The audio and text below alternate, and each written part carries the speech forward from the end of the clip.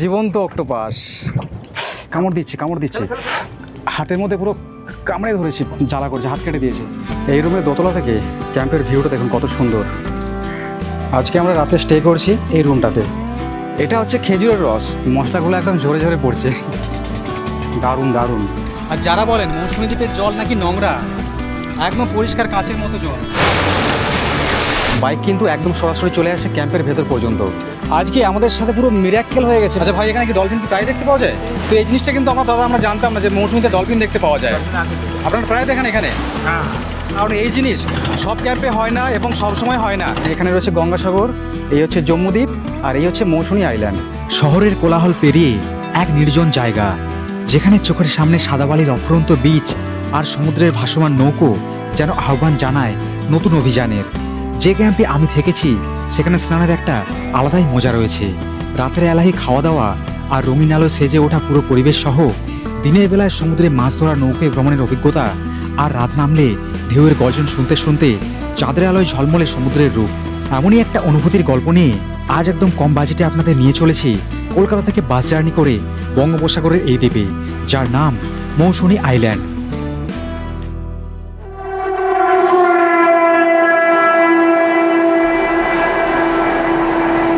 এই জার্নি শুরু হয়েছিল আমার রেল শহর পাঁশকুড়া জংশন থেকে। ঘড়ি কাঁটায় তখন রাত্রি 2:30। মৌসুমী দ্বীপে যাওয়ার জন্য আমাকে প্রথমে পৌঁছতে হবে কলকাতায়। পাঁশকুড়া থেকে হাওড়াগামী 2:55 লোকাল ট্রেন ধরে রওনা হয়ে যায় হাওড়া স্টেশনের উদ্দেশ্যে।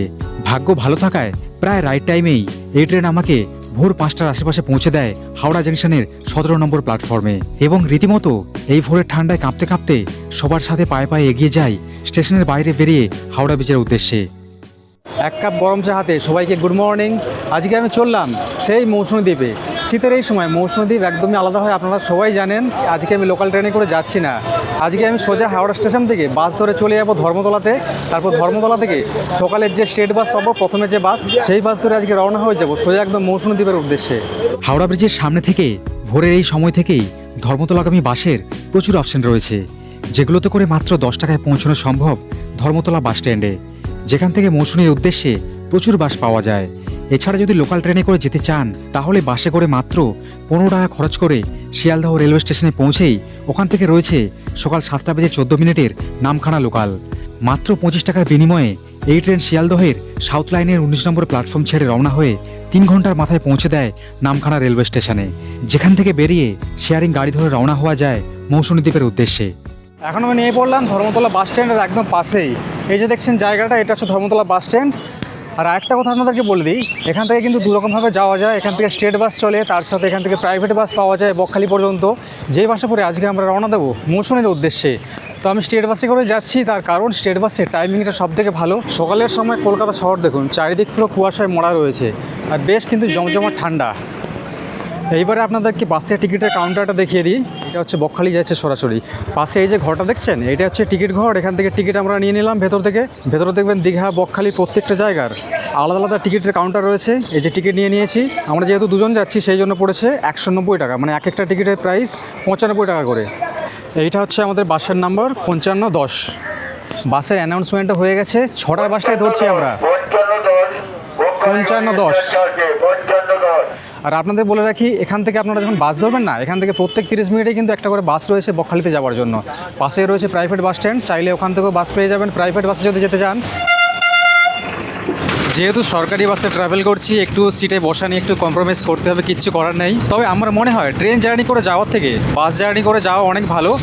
কারণ আপনারা নামখানা রুটে যারা গিয়েছেন এর আগে, আপনারা অনেকেই জানেন যে ওইদিকে ট্রেনের মধ্যে এত পরিমাণে ভিড় হয় যে বসা নিয়ে প্রচণ্ড সমস্যা হয়। মাঝ রাস্তাতে যাওয়ার আগেই ওখানের যে স্থানীয় মানুষজনেরা যারা ওঠানামা করে তারা কিন্তু সিট থেকে তুলে দিয়ে বসে পড়ে। তো এইরকম সমস্যার সম্মুখীন হতে হয় অনেককেই। তো সেই জন্য ভাবলাম যে প্রত্যেকবার তো ট্রেনে করেই যাই, লোকাল ট্রেনে, তো ভাবলাম এবারে বাসে করেই যাই। অল্প একটু খরচা বেশি পড়বে, কিন্তু একটা রিল্যাক্সে বসে যাওয়া যাবে। আর তার মাঝে এই বাসে যেতে যেতে বেশ কিছুক্ষণে সাইট সিন পড়বে, দৃশ্যগুলো যেগুলো হচ্ছে উপভোগ করতে করতে যাওয়া যাবে। বিশেষ করে ডায়মন্ড হারবারের পাশ দিয়ে যখন ক্রস করে না, তখন ওই সময়ের মুহূর্তটা সেরা লাগে।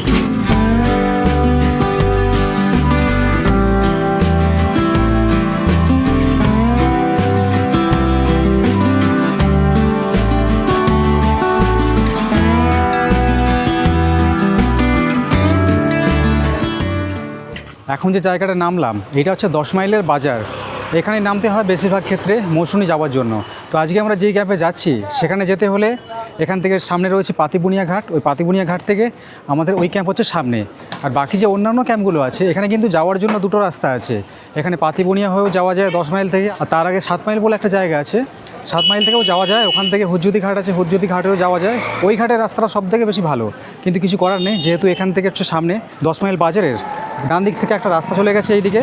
এই রাস্তা দিয়ে মোটামুটি 50-60 পা এগিয়ে গেলে সামনে রয়েছে একটা হচ্ছে স্ট্যান্ড, যেখান থেকে গাড়ি পাওয়া যায় পাতিবুনিয়াতে যাওয়ার জন্য। আমরা প্রায় কলকাতা থেকে 110-11 কিলোমিটারের মতো জার্নি অতিক্রম করে এই জায়গাতে এসে পৌঁছেছি। আর বাসে আসতে আমার যেটা সময় লেগেছে প্রায় 4 ঘন্টা 10 মিনিটের মতো সময় লেগেছে।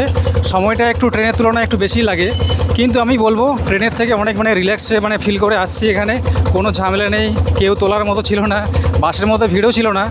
ডায়মন্ড হারবারে আসার পর বাস হচ্ছে অনেকটাই খালি হয়ে গিয়েছিল।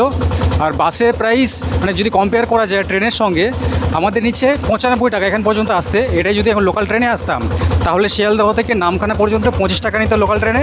তারপর আবার নামখানা থেকে একটা টোটো কিংবা অটোতে করে 30 থেকে 35 টাকা দিয়ে 10 মাইল বাজার পর্যন্ত আসতে হতো। হিসাব করে দেখতে গেলে এমনও কিছু বেশি পড়ছে না খরচ। যদি শনিবার এবং রবিবার দিন হয় তাহলে শিয়ালদহ থেকে ওই ট্রেন জার্নিটা অ্যাভয়েড করাই ভালো, কারণ সপ্তাহের এই দুটো দিন মারাত্মক পরিমাণে ভিড় হয়। এবার বাকি দিনগুলোতে আপনাদের চয়েস, আপনারা বাসেও আসতে পারেন, ট্রেনেও আসতে পারেন। আর এই জায়গা থেকে 10 মাইল বাজার থেকে এখন যে আমরা চলে যাচ্ছি না এরকম গাড়িতে করে, এই গাড়িতে মোটামুটি 15 মিনিটের মতো সময় লাগে পাতিবুনিয়া ঘাট পর্যন্ত, আর পৌঁছতে সময় লাগে প্রায় 15 মিনিটের কাছাকাছি। এখন চলে আসলাম পাতিবুনিয়া ফেরিঘাটের সামনে, এইটা হচ্ছে ঘাট। আর সামনে এই জায়গাতে না একটা 4 চাকার হচ্ছে যে পার্কিংয়ের জায়গা আছে, যেখানে কেউ যদি 4 চাকা নিয়ে ঘুরতে আসেন তাহলে এখানে রাখার ব্যবস্থা রয়েছে। চলুন ঘাটের দিকে যাওয়া যাক। এখান থেকে আপনারা নামখানা চলে যান এখান থেকে, রিজার্ভ করতে হয় নাকি? হ্যাঁ, রিজার্ভ করুন। কত করে নেন এখান থেকে? এখান থেকে রিজার্ভ করে 300 যাচ্ছে, 400 যাচ্ছে। 300 টাকা, 400 টাকা, 6-7 জন হলে। 6-7 জনে। আচ্ছা আচ্ছা। আর এটা হচ্ছে খেয়াঘাট, যেখানে হচ্ছে 10 টাকা করে নেওয়া হয় খেয়া পার হতে। এখানে অলরেডি একটা নৌকো দাঁড়িয়ে রয়েছে। আর এখানে খুব একটা বেশি হচ্ছে ওয়েট করতে হয় না, এখানে মোটামুটি একটা যায় আবার হচ্ছে একটা আসে। এখানে লাইন ধরে প্রচুর নৌকো দাঁড়িয়ে আছে, এগুলো সব হচ্ছে মাছ ধরতে যায়। আর এখন একটু হচ্ছে ভাটার সময় আর কি, যার জন্য জলটা একটু নিচে পর্যন্ত নেমে গেছে। তা না হলে এই যে নৌকোগুলো এখানে এসে ঠেকে যায়।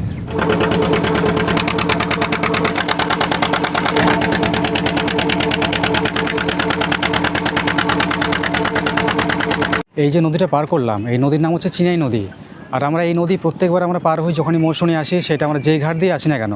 আর এখানে দেখলাম আসার সময় এইবার প্রথমবার দেখছি যে 5 টাকা করে নিয়েছে আমাদের কাছ থেকে। জিজ্ঞেস করেছিলাম কারণটা, বললো টাইমের মধ্যে যখন ছাড়া হয় তখন 5 টাকা করে নেয়, বাদবাকি অন্যান্য টাইমে এখানে 10 করে নেয়।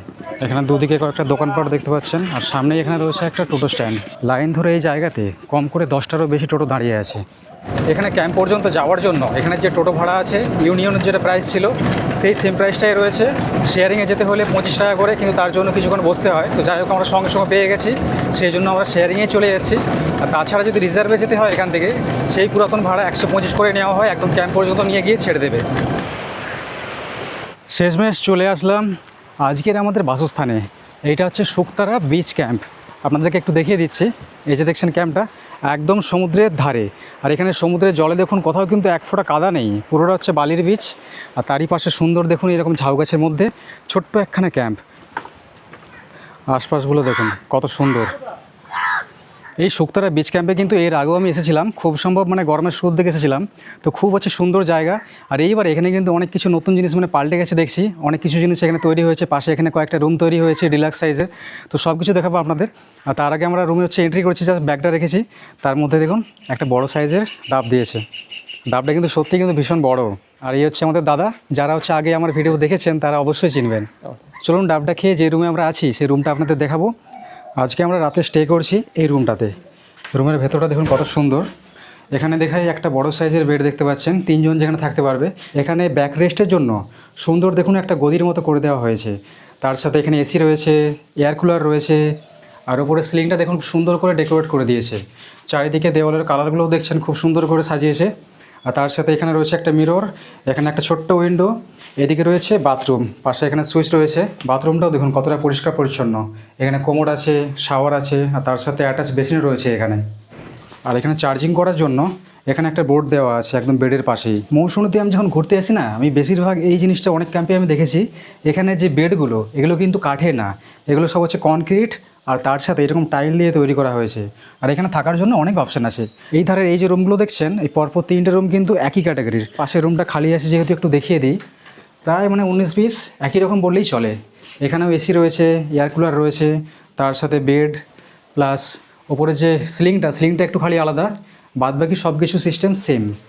বাথরুমটাও দেখুন বেশ মানে পরিষ্কার পরিচ্ছন্ন। আর ঠিক বাইরে বেরোলে এখানেও থাকার জন্য অনেক অপশন পেয়ে যাবেন। ওপরে সামনে এখানে সি ফেসিং রয়েছে, লাইন ধরে অনেকগুলো টেন্টের একদম পাশেই এখানে তৈরি করা হয়েছে 4টে নতুন ডিলাক্স রুম, যেগুলো মানে বাইরে থেকে দেখতে খুব সুন্দর লাগছে। এটা হচ্ছে দোতলা, ওপরে 2টো রুম রয়েছে আর নিচেও রয়েছে 2টো রুম। আর তার সাথে এখানে দেখুন বসে খাওয়া দাওয়ার জন্য সুন্দর এরকম একটা গোল করে ছাউনির মতো করা আছে, তার সাথে ঝাউ গাছ দিয়ে বেশ জায়গাটা বেশ খুব সুন্দর লাগছে। আর ডান দিকে এটা হচ্ছে ডাইনিং প্লেস, আর তার সাথে এখানে রয়েছে একটা কিচেন। এইবারে চলুন এখানে যে টেন্ট আছে না কিছু, যেগুলো সি ফেসিং টেন্ট, কয়েকটা টেন্ট দেখাই। আর তার আগে দেখুন জায়গাটা কি সুন্দর লাগছে, না অদ্ভুত সুন্দর। দূরে এখানে দাঁড়িয়ে রয়েছে সমুদ্রের ওপরে সব ভাসমান নৌকোগুলো, আর তার সামনেই এরকম সি ফেসিং দেখুন লাইন ধরে অনেকগুলো টেন্ট আছে।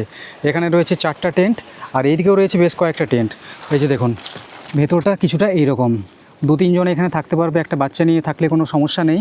এখানে এয়ার কুলার রয়েছে, এখানে যেহেতু এখন শীতের সময় এখানে সেই জন্য একটা ব্ল্যাঙ্কেট রাখা আছে অলরেডি, তার সাথে একটা জলের বোতল, ওপরে এখানে লাইটের ব্যবস্থা আছে। এখানে পাশে এখন চার্জিংয়ের ব্যবস্থাও রয়েছে। মৌসুমীতে এই টেন্টগুলো না প্রচুর ফেমাস, কারণ প্রচুর সংখ্যক মানুষ আছে যারা হচ্ছে অ্যাডভেঞ্চার পছন্দ করেন, এরকম টেন্টে একদম কম প্রাইসে রাত্রি কাটাতে চান, তো তাদের জন্য এটা হচ্ছে বেস্ট অপশন। আর সব থেকে আমার যেটা ভালো লেগেছে, এই টেন্টের পাশে এই যে রুমটা তৈরি করা হয়েছে না, এই যে 4টে রুম, কি সুন্দর লাগছে দেখুন। এখানে পুরো ক্যাম্প জুড়ে লাইটের এত ব্যবস্থা করে দিয়েছে না, মানে সন্ধ্যেবেলার পর আপনাদেরকে দেখাবো যে জায়গাটার রূপটা কিভাবে চেঞ্জ হয়ে যায়। মৌসুমীতে ঘুরতে যখন এসেছি, তাহলে এখানে যে স্নানের যে এত সুন্দর সুযোগ আছে না, এই সুযোগটা যদি মিস করি না, তাহলে এই ভ্রমণটাই পুরো বৃথা। সমুদ্র বিচে যাওয়ার জন্য এরকম সুন্দর বাঁশের সিঁড়ি করে দেওয়া হয়েছে। এখানে চারিদিকে রয়েছে এরকম সাদা বালি, এতটুকু কাদা নেই। সমুদ্রের গর্জন শুনেছেন তো? আমাদের কলকাতা এবং আশেপাশের গ্রামগুলোতে যে পরিমাণে ঠান্ডা রয়েছে না, মৌসুমীতে দিনের বেলায় কিন্তু ঠান্ডা নেই, একদম নর্মাল টেম্পারেচার, না ঠান্ডা না গরম। কিন্তু রাতের সময় যেটা বললো, রাত্রে কিন্তু এখানে ঠান্ডা পড়ে যথেষ্ট। আর যারা বলেন মৌসুমী দ্বীপের জল নাকি নোংরা, তাদের দেখাচ্ছে দেখুন একদম পরিষ্কার কাঁচের মতো জল, জলের মধ্যে এতটুকু নোংরা কিংবা বালি কোনোটাই কিন্তু নেই। মৌসুমীর এই জায়গাতে যখন আপনারা আসবেন না, এরকম কিন্তু পরিষ্কার জল আপনারা সারা বছরই দেখতে পাবেন।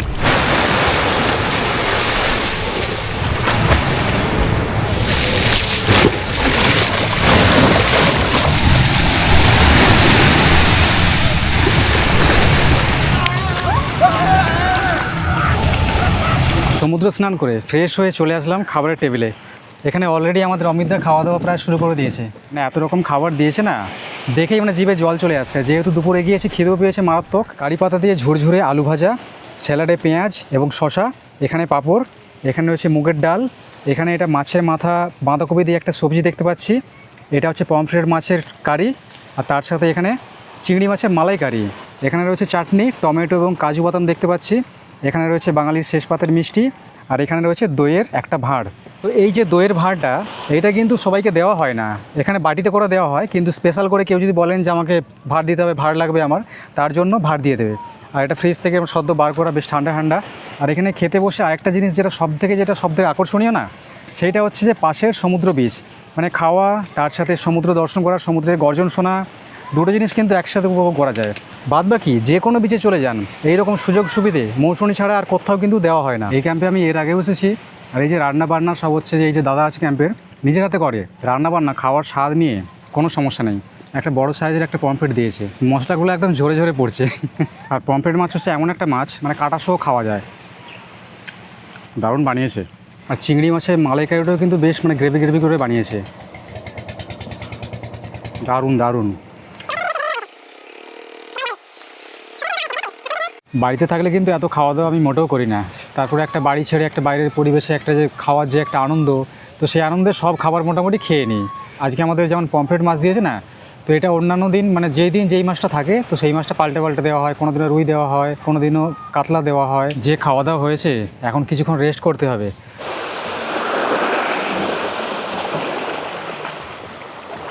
সেই কাল রাত থেকে যে ট্রাভেল করছি না, এত পরিমাণে ঘুম ধরে গেছে যে তারপর কোথা দিয়ে যে বিকেলটা যে শেষ হয়ে গেছে সেটা বুঝতেই পারিনি।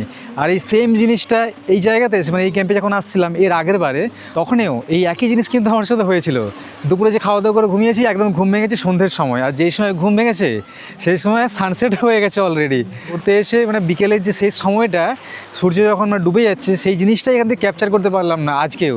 সূর্য ডোবার পরের যে মুহূর্তটা, সেই যে লাল হালকা হালকা একটা কিরণ, সেই জিনিসটা আজকে এই জায়গাতে এখনও লক্ষ্য করতে পারছি। কি যে সুন্দর লাগছে আর এতটাই অদ্ভুত এখন এই সময়টায়। দুপুরে যখন স্নান করছিলাম তখন জলটা ছিল এই জায়গাতে, কিন্তু এখন জলটা নেমে চলে আসছে ঠিক এই জায়গাতে।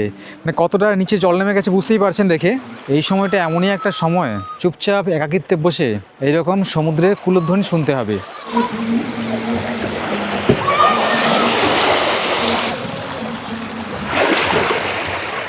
5:30 বাজেনি ঠিক করে, এখনই কিন্তু সন্ধে ঘনিয়ে আসছে। এই জিনিসটাই যখন গরমে এখানে আমরা ঘুরতে আসি তখন মানে সন্ধে 6টা 6:30 তখন মানে সন্ধে হয় এখানে। প্রত্যেকটা ক্যাম্পে এখন সব লাইট জ্বলতে শুরু করে দিয়েছে, মানে রাতের যে রঙিন যে লাইট, এই যে দেখছেন দূরে টিম করছে, এটা হচ্ছে আমাদের শুকতারা বিচ ক্যাম্প। কন্টিনিউ যারা আমার ভিডিওগুলো দেখেন, পুরোনো ভিডিও যারা হচ্ছে দেখেছেন, তো এই দিকটা হচ্ছে মৌসুমীর একদম শেষ। আর এই যে বালির যে বিচটা আছে, সেই বিচটা কিন্তু একমাত্র এই দিকেই রয়েছে। ঘড়ির কাঁটায় বিকেল 5:50 সন্ধ্যাটা যেমন গাঢ় হয়েছে তেমনি গাঢ় হয়েছে ক্যাম্পের আলোকসজ্জা। এখন দিনের পরিবেশ এবং রাতের পরিবেশের মধ্যে হিউজ ডিফারেন্ট। দুপুরে ঘুমিয়ে হঠাৎ করে সন্ধ্যার এই সময় ঘুম ভাঙলে অন্য এক জগতে পা দিয়েছি এমনটা ভাবা আশ্চর্যজনক কিছু নয়।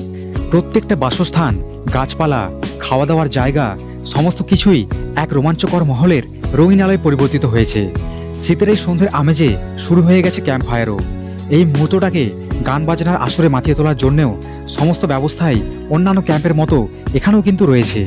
কিছু মুহূর্তে হাতে ধরা দিল সন্ধ্যের খাবারের চা, মুড়ি এবং পেঁয়াজের গরম গরম মুচমুচে পকোড়া। এখানে সন্ধ্যাটা একটু খরচ বাড়িয়ে মুখের স্বাদ পরিবর্তন করতে চাইলেও বিভিন্ন পদে বারবিকিউর অপশন রয়েছে, যেখানে চিকেন হোক, চিংড়ি হোক, পাবদা হোক কিংবা কাঁকড়া, কিন্তু তার জন্য অবশ্যই আগে থেকে জানিয়ে রাখতে হয়।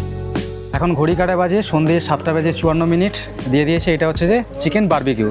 চিকেন বারবিকিউ এখানে নিতে গেলে এখানে আলাদা একটা প্রাইস আছে, 450 টাকা করে মানে কেজিতে নেওয়া হয়। আসার সময় কিংবা আগে জানিয়ে দিলে এটা মোটামুটি সন্ধ্যেবেলায় একদম এখানে রেডি করে এরকমভাবে প্লেটে করে ধরিয়ে দেবে। সাথে হচ্ছে যে স্যালাড হিসাবে পেঁয়াজ, টমেটো, আর তার সাথে হচ্ছে শসাও রয়েছে একটা আলাদা পাত্রে, এরকম চাটনি মানে সস।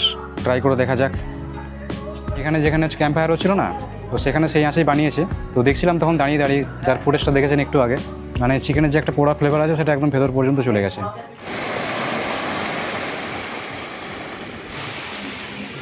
এখন কিন্তু রাত কিন্তু বেশ ভালোই গভীর হয়ে গেছে। এখন মানে রাত্রি 11টার আশপাশ মানে ছুঁয়েছে আর কি ঘড়ির কাটায়। তো এখন আমরা রাতে ডিনার টেবিলে চলে আসছি। এখানে ভাত, রুটি মোটামুটি যেমন হয় অন্যান্য ক্যাম্পে সব রকম অপশন রয়েছে, জানিয়ে দিলে আগে থেকে চলবে। আর রাত্রে আমরা হচ্ছে নিয়েছি, এটা হচ্ছে খাসির মাংস। রয়েছে 4 পিস বড় বড় সাইজের বেশ মাটনের পিস, আর তার সাথে রয়েছে একটা হচ্ছে আলুর পিস। তার সাথে দিনের বেলা যেমন ঝুড়ি ঝুড়ি আলু ভাজা দেখিয়েছিলাম, সেরকম আলু ভাজা দেখতে পাচ্ছেন। প্যাকেজের মধ্যে রাতে কিন্তু ইনক্লুড থাকে, সেটা হচ্ছে চিকেন।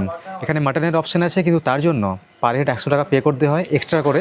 সেই ক্ষেত্রে চিকেনের বদলে এরকম মাটন পেয়ে যাবেন। খেতে খেতে আরেকটা জিনিস আপনাদেরকে মনে হয় আমার শেয়ার করার দরকার আছে।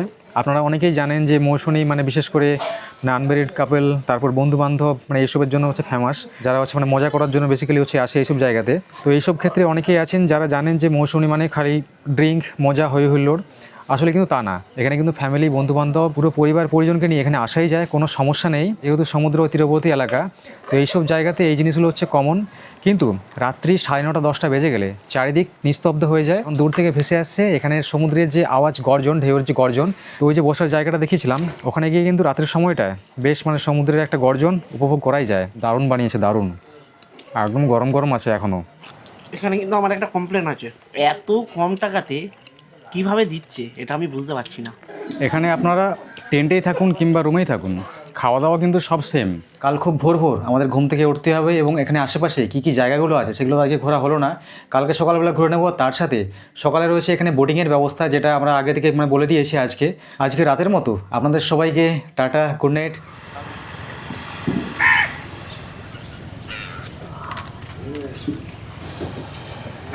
সকালের সময়টা দেখুন কত সুন্দর লাগছে, মানে এত সুন্দর না, পুরো মায়াবী মুহূর্ত।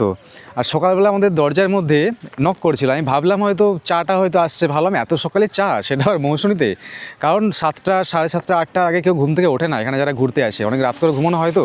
ইভেন কালকে আমরা অনেক রাতে ঘুমিয়েছিলাম। এটা হচ্ছে খেজুরের রস। কালকে এক ভাই আসছিল আমাদের রাত্রে এখানে, মানে জিজ্ঞেস করছিল যে আমরা কোন রুমে আছি, আমরা খেজুরের রস খাবো কিনা, আমাদের রুমের নাম্বারটা জিজ্ঞেস করে নিয়েছিল। তো সকাল সকাল দেখছি নক করছে, একদম দেখলাম সাথে সাথে এরকম খেজুরের রস নিয়ে হাজির। তো প্রথমে আমি চাই হয়েছিলাম, তারপর ভালো করে যখন দেখলাম তখন দেখলাম কালকের সেই ভাই 20 টাকা করে নিয়েছে, এরকম 1 গ্লাস করে খেজুরের রস দিচ্ছে। খাঁটি যে খেজুরের রস হয় না, সেটা কিন্তু একদম প্রপার মানে মিষ্টি হয় না, ওর সাথে একটা হালকা একটা চিনচিনে ভাব একটা থাকে, তো সেই জিনিসটা রয়েছে এর মধ্যে। এখন সকালের সময় আমাদের ক্যাম্প ছেড়ে 10-15 মিনিট চলে আসছি পায়ে হেঁটে সমুদ্রের পাড় বরাবর। এখানে দেখছি কিছু মানে মাছ শুকনো করার জায়গা রয়েছে, তো আমরা এখন এই জায়গায় আসছি। দেখুন এই যে বোটগুলো সব দাঁড়িয়েছে, দেখছে নৌকোগুলো, এগুলো সব মাছ ধরে নিয়ে আসে সকালের সময়। শ্রীকান্ত, মাছের নাম কোনটা বলো তো একটু? মাছের নাম ওই যেটা বললাম ওইটাই আমি চিনি, ওটাকে ছুরি মাছ বলে। ছুরি ছুরি মাছ। দুটোই বড়গুলো 60 টাকা করে এখন বিক্রি হচ্ছে। কিলো?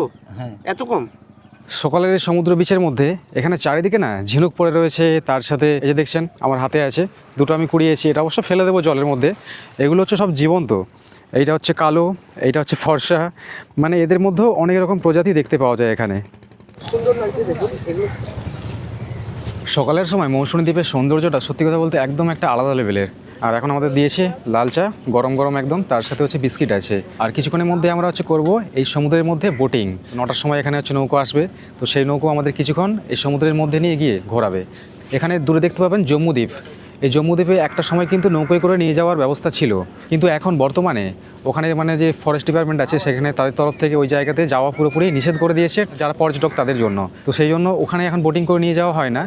এই সমুদ্রে বোটিং করতে হলে আগে থেকে ক্যাম্পে জানিয়ে দিতে হয়। যারা বাইক নিয়ে মৌসুমী দ্বীপে ঘুরতে আসার প্ল্যান করছেন, তো তাদের বলে রাখি, বাইক কিন্তু একদম সরাসরি চলে আসে ক্যাম্পের ভেতর পর্যন্ত। ওই যে নৌ পারাপারের ঘাটটা যে ছিল ওখান থেকে কিন্তু বাইক পারাপার হয়, আর বাইক একদম চলে আসছে। দেখুন এই যে দেখুন এখানে রয়েছে বাইক, কয়েকটা হচ্ছে গ্রুপ আসছে কালকে এখানে, একদম বাইক ক্যাম্পের ভেতর পর্যন্ত চলে আসছে। আমরা এখন চলে আসলাম বোটিং করার জন্য। ওই যে দূরে আমাদের ক্যাম্প দেখা যাচ্ছে, ক্যাম্পের সামনে এখান থেকে নৌকোতে করে আমাদের নিয়ে যাওয়া হবে বললো। তো আমাদের সময় দিয়েছিল সকাল 9টার সময়, এখন বাজে 9:30 আশপাশ। তো জুতো হাতে এরকম করে নিয়ে নিয়েছি, কোনো উপায় নেই, কারণ আমার খেয়াল ছিল না যে এখানে এরকম জলের মধ্যে দিয়ে গিয়ে নৌকোতে উঠতে হবে। এই যে দেখছেন মাছ ধরে নিয়ে যাওয়ার ছোট্ট নৌকো একটা সুন্দর, না জল অল্পই রয়েছে, হাঁটু জলও নেই, কিন্তু পা ভিজিয়ে উঠতে হচ্ছে। এই নৌকোর মধ্যে মেশিন লাগানো আছে, আওয়াজ হবে একটা।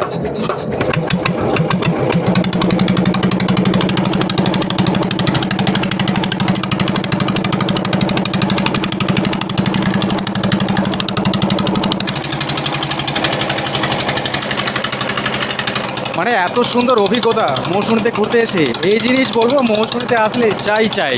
আর এখন আমরা কিন্তু বেশ চলে আসছি অনেকটাই।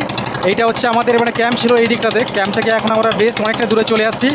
আর ঠিক এই জায়গা থেকে এখন দেখুন সামনেই দেখতে পাওয়া যাচ্ছে গঙ্গাসাগরের সেই বিখ্যাত জায়গা, যেখানে এই সামনের পৌষ মাসে প্রচুর মানুষজন যায়। সামনে দেখছেন এটা হচ্ছে গঙ্গাসাগর, আর বাম দিকে এটা হচ্ছে জম্মুদ্বীপ। এখান থেকে পুরো পরিষ্কার দেখতে পাওয়া যাচ্ছে খালি চোখে। আর তার সাথে এখানে যে শীতের যে পরিযায়ী পাখিরা আছে না, তাদের দেখাও কিন্তু মিলতে শুরু করেছে জলের মধ্যে। তো আমি আপনাদেরকে একটা কথাই বলবো, আপনারা যখন মৌসুমীতে ঘুরতে আসবেন অবশ্যই এইরকম কিন্তু বোটিংয়ের মজা নিতে পারেন, কারণ এই জিনিস সব ক্যাম্পে হয় না এবং সব সময় হয় না। এখন আমরা এমন জায়গাতে এসে দাঁড়িয়ে আছি একদম পুরো মাঝ বরাবর জায়গাতে, এখানে চারিদিকে রয়েছে জল, মানে চারিদিকটা না পুরো হচ্ছে নিস্তব্ধ। এখানে খালি যে জলের যে একটা মিষ্টি যে একটা শব্দ, কুলুকুলু শব্দ, তার সাথে এখানে সুন্দর একটা ঠান্ডা মিষ্টি বাতাস বইছে। এই জায়গাতে এসে নৌকো হচ্ছে থেমেছে, তার হচ্ছে একটা কারণ আছে। আজকে যে আমরা এই যে নৌকোয় করে আসছি না, এটা হচ্ছে মাছ ধরার নৌকো। এই নৌকোয় করে এখন মাছ ধরা হচ্ছে। দেখুন এই যে দেখছেন জাল দেওয়া আছে, এরকম ছোট ছোট সব দেখুন সবুজ রঙের সব যে ড্রামগুলো ভাসছে না, এগুলো হচ্ছে বেসিক্যালি জালকে ধরে রাখার জন্য, মানে জালকে ভাসিয়ে রাখার জন্য। এই যে নিচে দেখুন এটা হচ্ছে জাল, এখানে যে ড্রামগুলো আছে এই ড্রামগুলোকে তোলা হচ্ছে। একটা অলরেডি এখানে রেখে দেওয়া হয়েছে, একটা এখানে তোলা চলছে। দেখুন জাল তোলা হয়ে গেছে, এবার এর মধ্যে কি কি মাছ রয়েছে সেই মাছগুলো আপনাদেরকে দেখাই। ঢালা হচ্ছে দেখুন, এইগুলোই হচ্ছে শীতের পরিযায়ী পাখি, যেগুলো একমাত্র শীতের সময় দেখতে পাওয়া যায়। এদেরকে কাছে ডাকার একটা প্ল্যান আছে, সেটা কি জানেন? যদি সঙ্গে যদি খাবার যদি নিয়ে আসা যায়, মানে এই পাখিদের একটা খাবার থাকে যেটা জলের মধ্যে ভেসে থাকে, তো সেই খাবার একবার ছড়িয়ে দিলেই ঝাঁকে ঝাঁকে যত পাখি আছে সব এসে সব হামলা করবে ওই একটা জায়গাতে। এই দেখুন এরা সব মাছ ধরে খাচ্ছে। দেখুন আপনারা কখনো জীবন্ত অক্টোপাস দেখেছেন? দেখাচ্ছি দেখুন আপনাদের জীবন্ত অক্টোপাস, এক মানে আলাদা রকম অভিজ্ঞতা। এগুলো আমরা হচ্ছে দীঘাতে বকখালিতে আমরা যখন যাই সেখানে দেখি অক্টোপাস বিক্রি হয়, সেইটা হচ্ছে এই অক্টোপাস। কামড় দিচ্ছে হাতে, কামড় দিচ্ছে। আরে বাপরে, হাতে কামড় দিচ্ছে। উফ, হাতের মধ্যে পুরো কামড়ে ধরেছি, বাপ রে, জ্বালা করছে, হাত কেটে দিয়েছে, হাত কেটে গেছে। অক্টোপাসে কামড় দেয় প্রথমবার দেখলাম।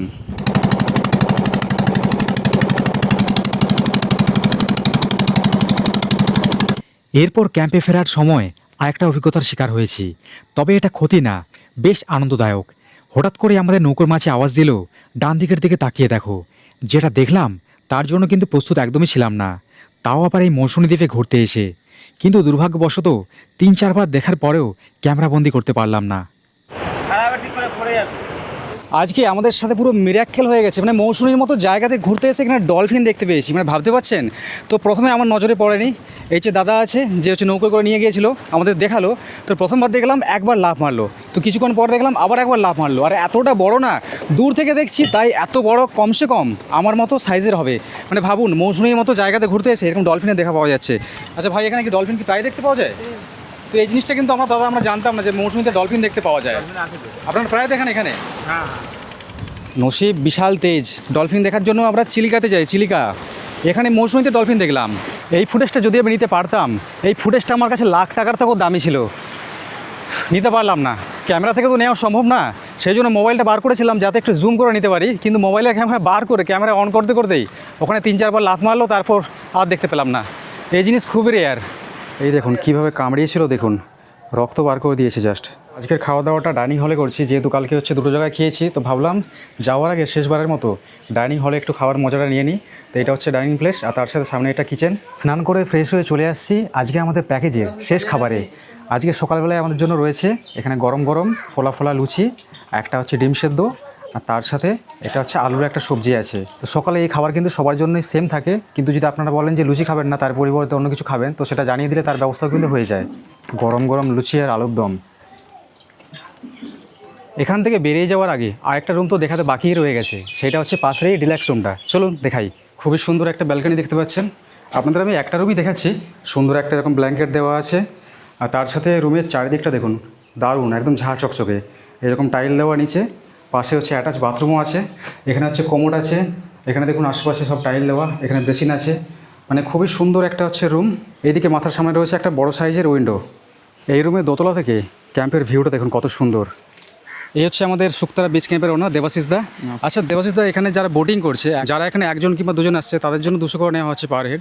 আর বাদ বাকি কেউ যদি বেশি জন যদি আসে, তো তাদের জন্য কি একটু ডিসকাউন্ট অবশ্যই আছে, অবশ্যই ডিসকাউন্ট সব জায়গাতে না হলে হয়। ওটাই জানার ছিল, কারণ বেশি মানুষ আসলে হয়তো বলতেই পারে। ডিসকাউন্ট অবশ্যই আছে। আর এখানে যে টোটাল যে প্যাকেজ যেগুলো আছে, এই টেন্ট, তার সাথে এই যে রুমগুলো যেগুলো আছে, কোনটার কি প্রাইস একটু বলে দিলে ভালো হয়। সি পেসিং টেন্টগুলো রেখেছি পার হেড 1100 করে, খাওয়া দাওয়া সব ইনক্লুডিং, যা মেনু দেখিয়েছি সব থাকবে। রুমগুলো দেখেছি সবগুলো room AC non AC systematic সব আছে। নন এসিতে 1200 টাকা, আর এসিতে হচ্ছে 1400 টাকা, খাওয়া দাওয়া সব ইনক্লুডিং। আর যেটা ডিলাক্স রুমগুলো আছে ওটাতে 1500 টাকা রেখেছি। আর তোমার চ্যানেল থেকে গেলে তো 100 টাকা ডিসকাউন্ট অবশ্যই আছে। আচ্ছা, ডিসকাউন্ট হয়ে যাবে? অবশ্যই ডিসকাউন্ট আছে, কোনো সমস্যা নেই। তাহলে টেন্টের দাম হচ্ছে 1000 টাকা, তাই তো? 1000 টাকা অবশ্যই। মানে ভিডিও দেখে কেউ যদি আসে এখানে, একদম। রুমেরও ডিসকাউন্ট হয়ে যাবে তো? অবশ্যই ডিসকাউন্ট, অবশ্যই। বড় ভাই চ্যানেল থাকলে অবশ্যই ডিসকাউন্ট হবে, কোনো সমস্যা। আমার সাথে দেখা হবে, দাদা চ্যানেল থেকে এসেছি, আমি 100 টাকা করে ডিসকাউন্ট করে দেবো। মানে যারা ভিডিও দেখছেন তাদের জন্য অফারটা শুধু আর কি। এখানে দাদা কিন্তু নিজের হাতে রান্না করে খাওয়ায় সবাইকে, আর হাতে রান্নার স্বাদ বলবো দুর্দান্ত। আমার তো মানে ভালো লেগেছে। আপনারা আসুন, আপনারা খেয়ে যান এখানে। আচ্ছা দাদা, তোমার নাম্বারটা একটু বলে দাও যোগাযোগের জন্য। আচ্ছা, 8016018132, এটা হচ্ছে আমার কন্ট্যাক্ট নাম্বার। যখন ফোন করবেন আমি এই একটাই নাম্বার? একটাই নাম্বার। মানে একটা নাম্বারে ফোন করলেই বুকিং হয়ে যাবে? এটা আমার পার্সোনাল নাম্বার, যখনই ফোন করবেন, আমি নিজে ওনার পার্সন বলছি, কোনো সমস্যা হবে না। এখন আমি চেক আউট করে নিয়েছি, ব্যাগপত্র সব কিছু গোছ করে নিলাম। এবার মৌসুমীকে টাটা বাই বাই জানিয়ে এই শুকতারা বিচ ক্যাম্পকে বিদায় দিলাম এইবারের মতো। আর এই হচ্ছে দাদা, তার সাথে পুরো যে ইয়াং স্টাফ, মানে সবার ব্যবহার এখানে এত সুন্দর না, সবাই এখানে ফ্রেন্ডলি। তো চলুন, বেশি আর কথাবার্তা বলবো না। আর আরেকজনের সাথে আপনাদের মিট করানোর দরকার অবশ্যই আছে। কাল থেকে না, এটা আমাদের সাথেই ছিল, একটা কিউট একটা ডগি ক্যাম্পের মধ্যে এখানে আছে। তাহলে চলুন, এরপর দেখা হচ্ছে আপনাদের সাথে আবার কোনো অন্য জায়গায়, অন্য কোনো ট্রিপে। সবাই ভালো থাকবেন, সুস্থ থাকবেন, দেখা হচ্ছে খুব শীঘ্রই। সবাইকে টাটা।